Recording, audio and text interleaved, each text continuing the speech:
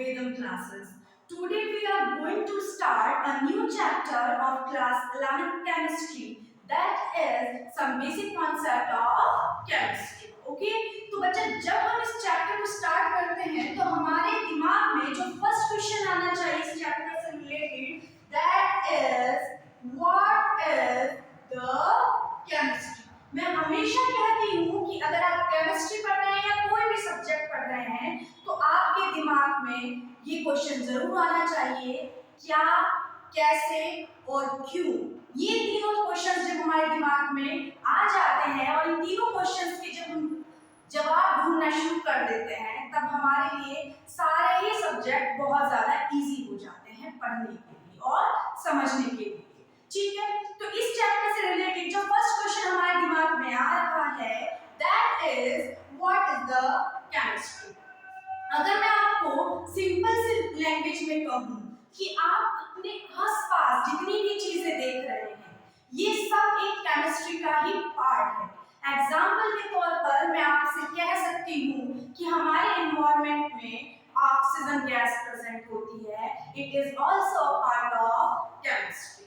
Okay, ये दूसरा चीज मैं आपको कहूँ, हम सब क्या ड्रिंक करते हैं वाटर, तो वाटर भी एक पार्ट हो गया केमिस्ट्री का जिसको हम कंपाउंड्स में काउंट करते हैं। ऑक्सीजन को हम किस में, एलिमेंट्स में काउंट करते हैं। इसी तरीके से एक छोटी से छोटी यूनिट और एक बड़ी से बड़ी यूनिट एनवायरनमेंट में जो प्रेजेंट है, it is also related to chemistry.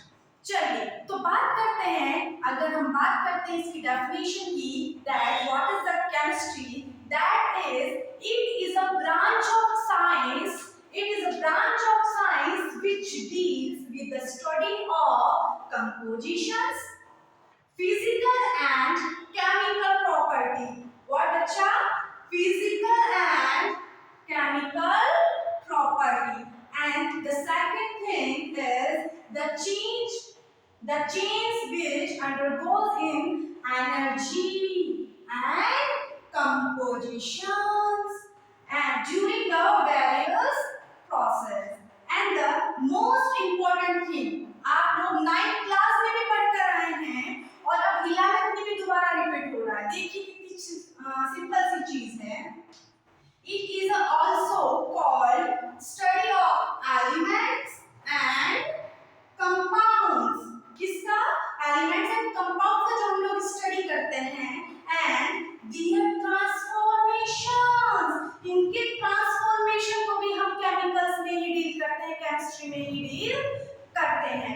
अब अच्छा, ये तो हुई सिर्फ बात कि केमिस्ट्री क्या है, लेकिन केमिस्ट्री खुद में ही एक बहुत बड़ा क्लासिफिकेशन है। अगर हम बात करें कितने सारे एलिमेंट्स हमारे आसपास प्रेजेंट हैं, तो इससे रिलेटेड इसमें बात करते हैं हम केमिस्ट्री। तो बच्चा अभी हमने बोला था कि केमिस्ट्री खुद में एक क्लासिफाइड सब्जेक्ट, करेक्ट? तो हम इसको क्लासिफाई कर सकते हैं 3 पार्ट्स में। अभी हम इसको कितने पार्ट्स में डिवाइड कर रहे हैं बेटा? 3 पार्ट्स में हम इसको डिवाइड कर रहे हैं। First is organic chemistry and second is inorganic chemistry and third is physical chemistry. तो बच्चा आपका जो कोर्स है, आपका जो 11th क्लास में जो केमिस्ट्री है, ये खुद में 3 पार्ट्स में डिवाइड हो रखा है, that is organic, inorganic and physical. अगर हम बात करते हैं ऑर्गेनिक केमिस्ट्री की, तो बच्चा ऑर्गेनिक केमिस्ट्री वो केमिस्ट्री होती है जिसमें हम स्टडी करते हैं about carbon and it's compounds. मतलब द स्टडी अबाउट किसके बारे में? Study of carbon and it's compounds. ठीक है बच्चा, मतलब इसमें कार्बन और कार्बन से बने जितने भी कंपाउंड्स होंगे उनका स्टडी करेंगे।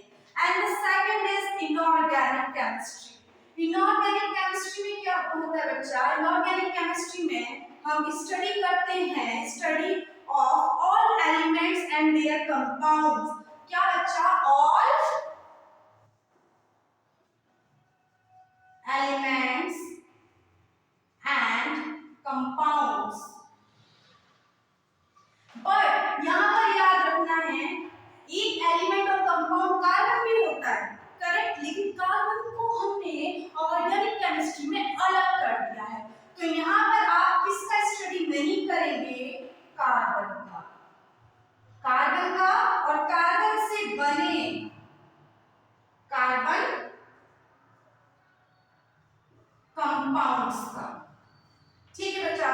अब दूसरी चीज हमारे पास है फिजिकल केमिस्ट्री। तो बच्चा, अगर हम फिजिकल केमिस्ट्री की बात करते हैं तो what is the physical chemistry?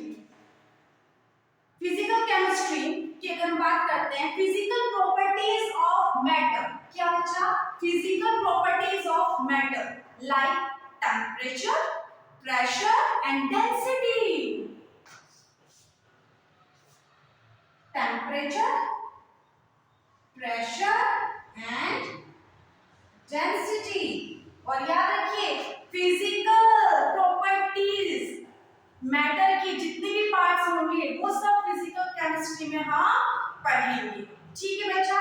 तो अब हम आगे डील करते हैं इसमें क्लासिफिकेशन ऑफ मैटर का।